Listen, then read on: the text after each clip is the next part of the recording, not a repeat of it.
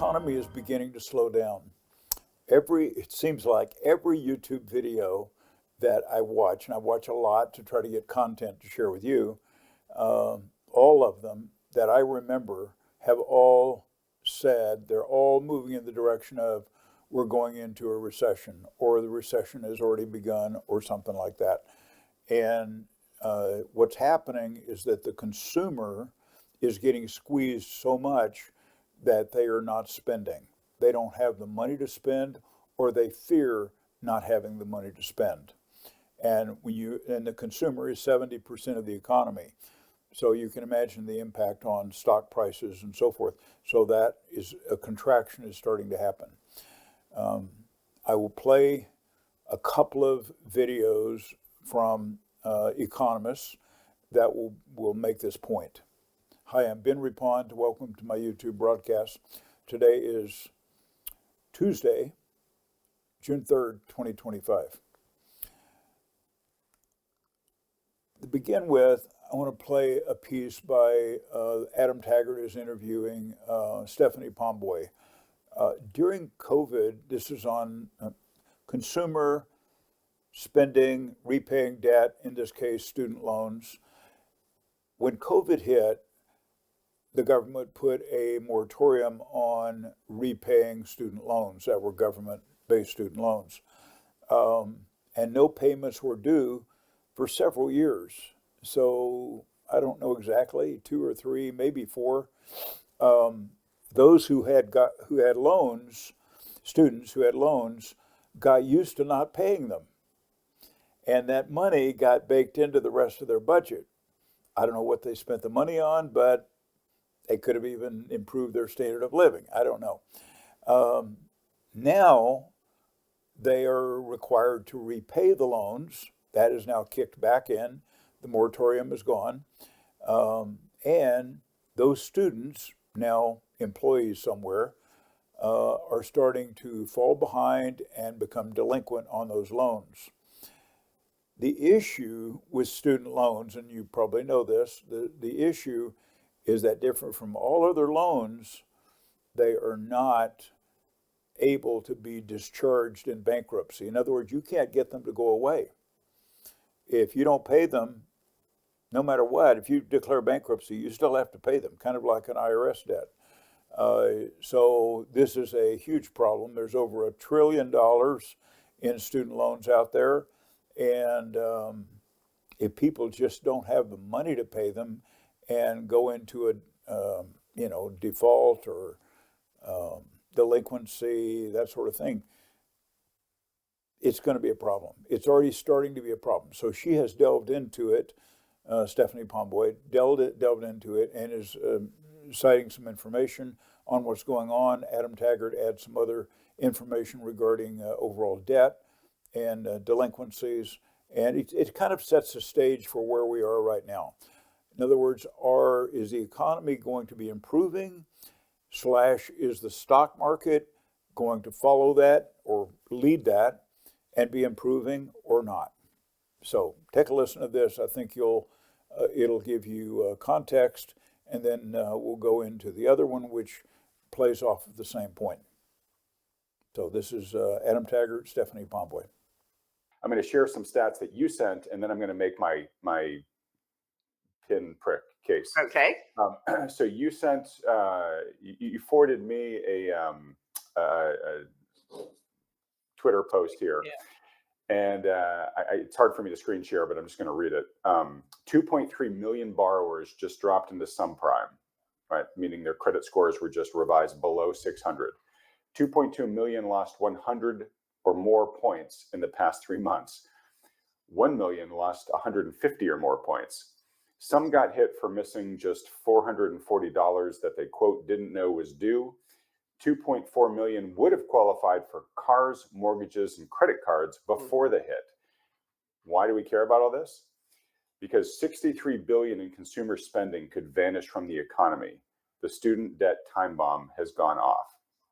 Okay, so that's the context of why we're having this conversation, right? So, a lot of consumer spending may actually get constrained going forward because people either can't get the credit they need to spend, or their credit is now going up and they're spending more and more of their available budget on just servicing the debts they have, right? So that's the compounding factor that you were talking about. I'll take a beat and then I'll make my pinprick. So do you have any reaction to that? Well, what I was going to say is obviously, to the extent that they're cutting their spending to service their debts, that is going to ricochet back to the corporate sector, which, this has been my concern, is that it's not just that interest rates are high, but they're high at a time when the earnings picture is deteriorating. So they're in a world of hurt because their debt service is going up. And not only aren't their earnings going up fast enough to catch up to it, but they're actually shrinking. But the other thing I would say is that there's going to be this reprioritization of debt payments. And that's what you're seeing here with the student loan thing, is that now they realize, okay, we got to pay these bills. And therefore, the credit card and auto loan delinquency rates, one presumes, are going to go far higher still. And maybe even you see some of the mortgage delinquencies start to pick up. And that's an area that heretofore hasn't really been elevated at all. People have been prioritizing paying their mortgages over credit cards and auto loans. And so some of this is going to, again, reverberate to the banking system, where all of the delinquency rates will start to rise above where Jamie Dimon et al. Imagined they would. And they're going to have to, boost loss reserves for losses, et cetera. So that will further crimp lending, which, then slows the entire engine down again. So this is my argue for the pin, or the match lighting the fuse, right? Is, we had the consumer remained surprisingly resilient through COVID. And a huge part of that was because, first they got direct stimulus, right? But then there were moratoria on all sorts of things. And the last one to lift was student loans, right?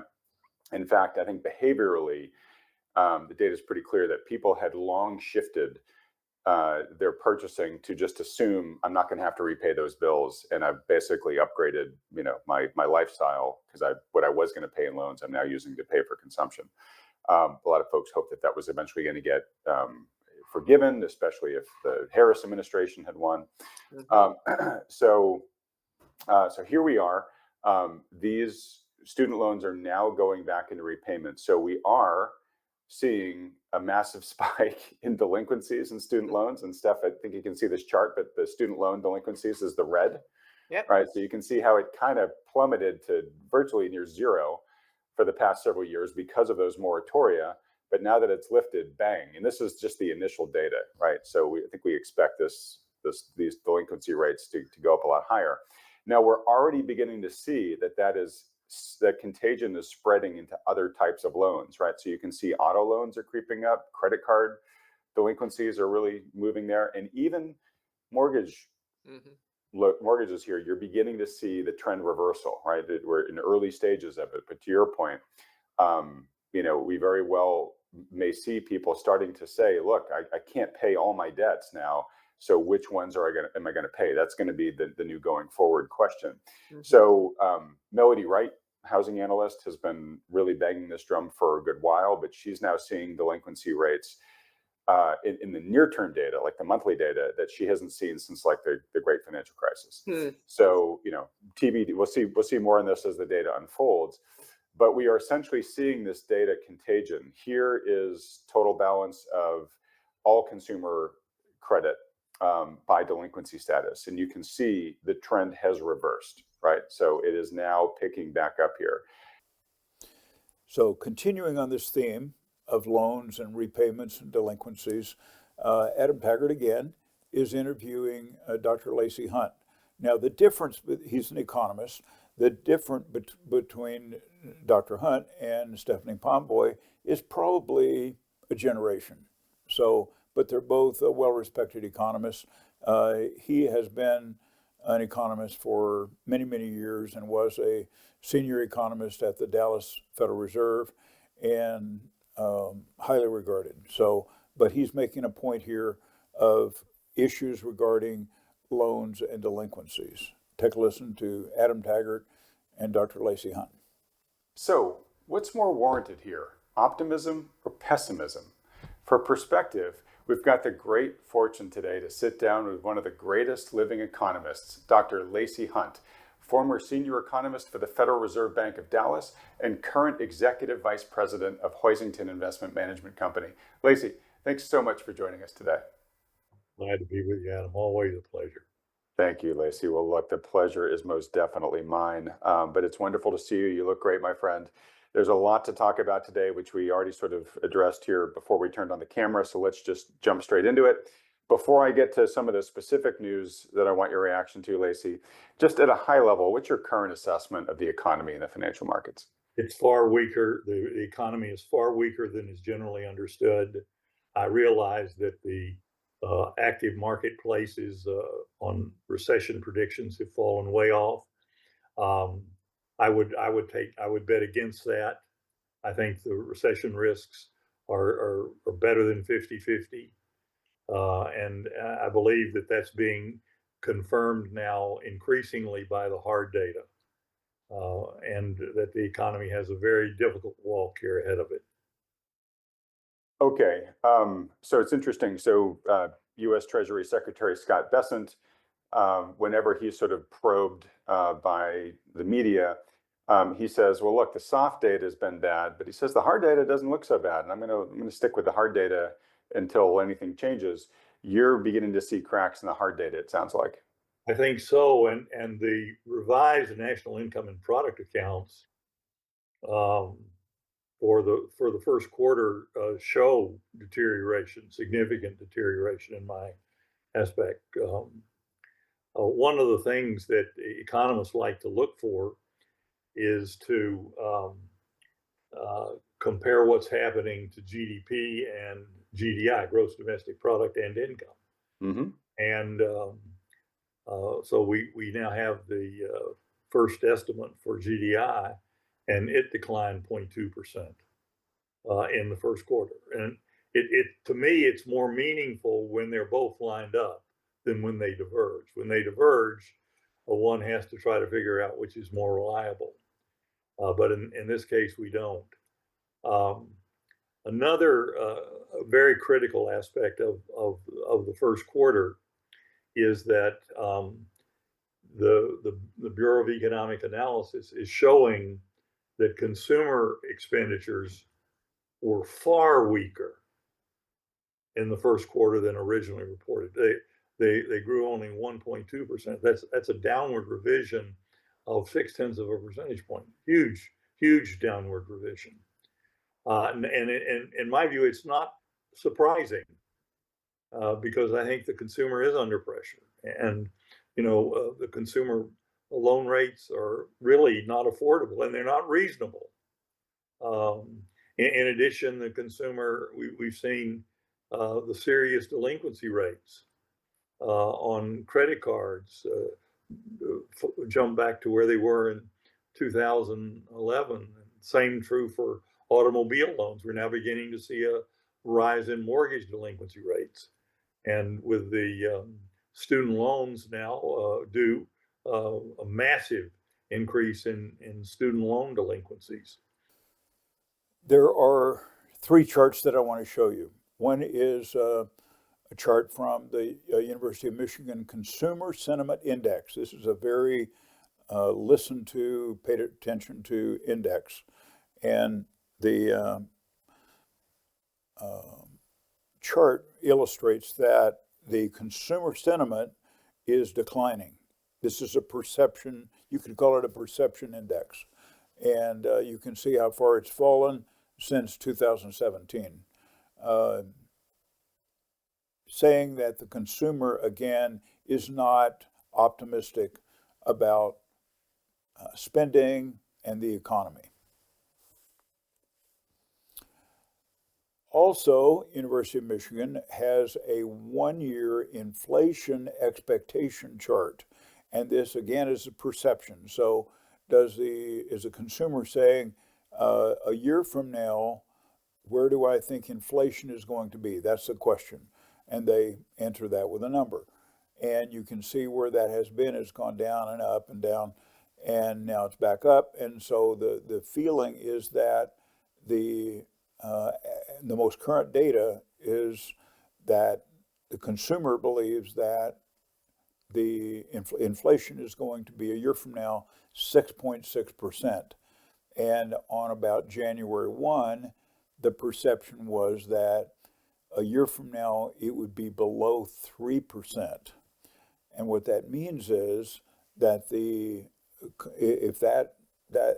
let's assume that is the sentiment, then the consumer's also baking into their own spending patterns the fact that they are not going to have as much money to spend and they're going to be contracting. Maybe they will be putting their money in savings. And you may think that's a good thing. For the household, it is a good thing.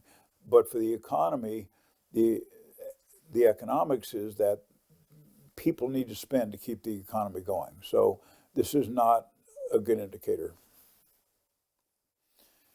And finally, we know that tariffs have had a big impact on other countries, and certainly China, but other countries as well.